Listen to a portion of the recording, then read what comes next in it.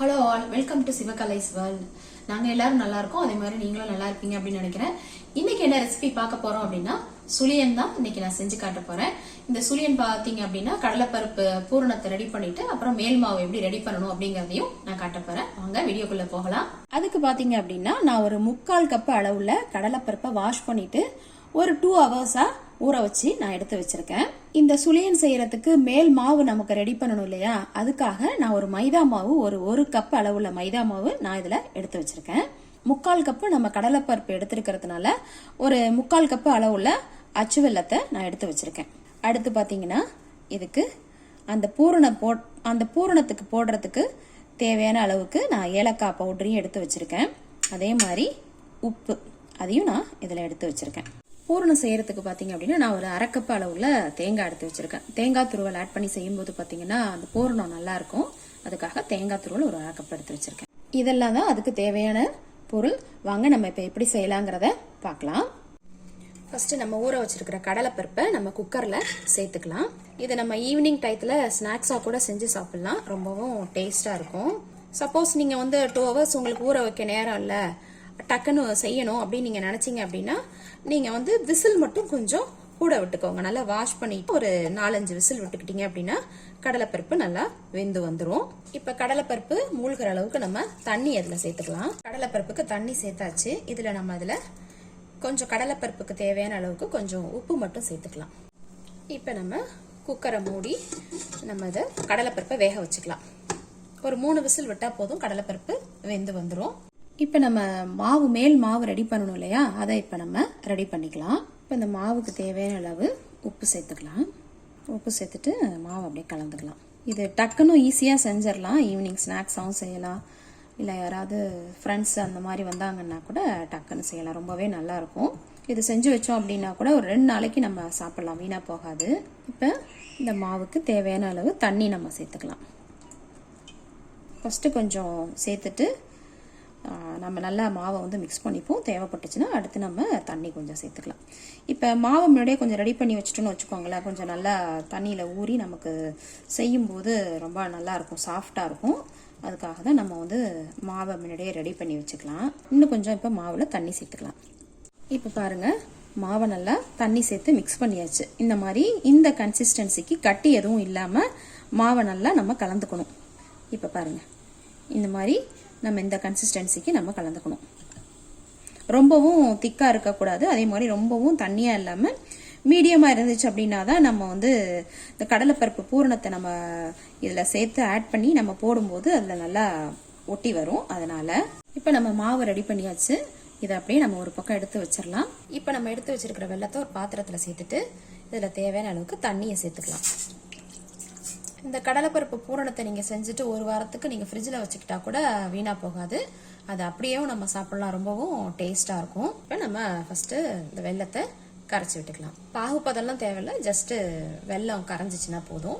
நம்ம வேக வச்ச கடலைப்பருப்பு பாத்தீங்க அப்படின்னா நல்லா மலர்ந்து வெந்துடுச்சு. இந்த மாதிரி வெந்துச்சு அப்படின்னா தான் நம்மளுக்கு மசிக்கிறதுக்கும் ஈஸியா இருக்கும். கடலைப்பருப்பு வேகாமலும் நம்ம பூரணத்தை செய்யக்கூடாது. இந்த மாதிரி இந்த பதத்துக்கு நம்ம கடலைப்பருப்பை வேக வச்சு எடுத்து வச்சுக்கணும். இப்ப நம்ம இதை மசிச்சுக்கலாம். நம்ம வச்ச தண்ணியோட அளவும் பாத்தீங்க அப்படின்னா கரெக்டா இருக்கு. ரொம்பவும் தண்ணி வைக்க கூடாது. கடலைப்பருப்பு மூழ்கிற அளவுக்கு நம்ம தண்ணி வச்சா போதும். இப்ப அதை நம்ம நல்லா மசிச்சு விட்டுக்கலாம். இப்ப பாருங்க, நம்ம கடலைப்பருப்பு எல்லாத்தையும் இந்த மாதிரி மசிச்சாச்சு. இப்ப பாருங்க, வெள்ளம் எல்லாம் கரைஞ்சிடுச்சு. இப்ப நான் அதை வடிகட்டிட்டு வந்துடுறேன். ஏன்னா இதுல ஏதாவது பாத்தீங்கன்னா தூசி மண்ணு ஏதாவது இருக்கும், அதனால வடிகட்டிட்டு வந்துடுறது நல்லது. நான் வடிகட்டிட்டு வந்துட்டு காட்டுறேன். இப்ப நான் அந்த வெள்ளை கரைசலை ஃபில்டர் பண்ணி எடுத்துட்டு வந்துட்டேன். இதுல நம்ம எடுத்து வச்சிருக்கிற தேங்காய் துருவலை சேர்த்துக்கலாம்.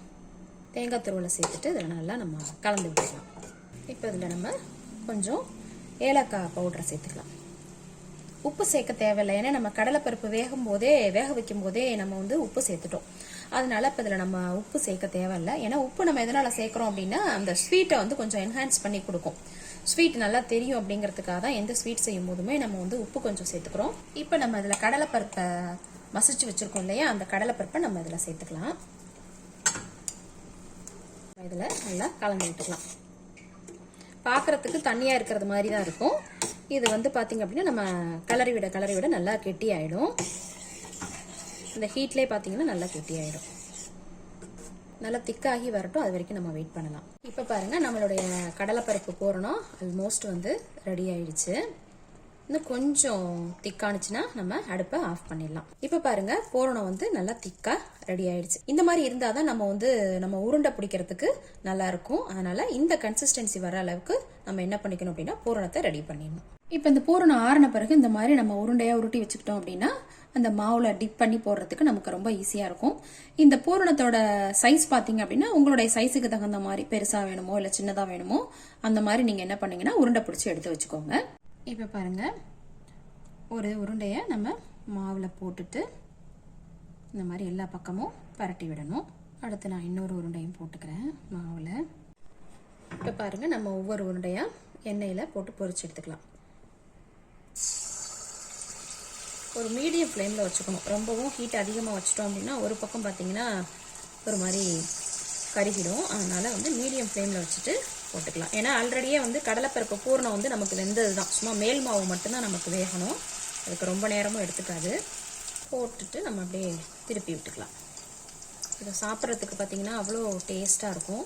ஏதாவது பாட்லக் மாதிரி செஞ்சு எடுத்துகிட்டு போகணும் ஃபுட்டு அப்படின்னா கூட இந்த மாதிரி நம்ம செஞ்சு ஈஸியாக எடுத்துகிட்டு போயிடலாம். பூரணம் செஞ்சுட்டா போதும், டக்குன்னு மேல் மாவு ரெடி பண்ணிவிட்டு நம்ம வந்து செஞ்சிடலாம்.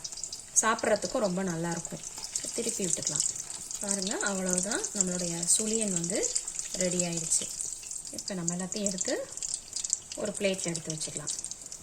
பாருங்கள், சுட சுட சூப்பராக நம்மளுடைய சுழியன் எல்லாமே ரெடி ஆயிடுச்சு. பாருங்கள் எவ்வளவு நல்லா சூப்பராக இருக்குது அப்படின்னு சொல்லிட்டு. சாப்பிட்றதுக்கும் ரொம்ப டேஸ்ட்டாக இருக்கும். நீங்களும் இதே மாதிரி ட்ரை பண்ணி பாருங்கள். ட்ரை பண்ணி பார்த்துட்டு எப்படி இருந்தது அப்படின்னு சொல்லிட்டு கமெண்ட் பண்ணுங்கள். இந்த வீடியோ பிடிச்சிருந்தது அப்படின்னா லைக் அண்ட் சப்ஸ்கிரைப் பண்ணுங்கள். தேங்க்ஸ் ஃபார் வாட்சிங். உங்களுடைய ஃப்ரெண்ட்ஸ் அண்ட் ஃபேமிலிக்கு ஷேர் பண்ணிடுங்க.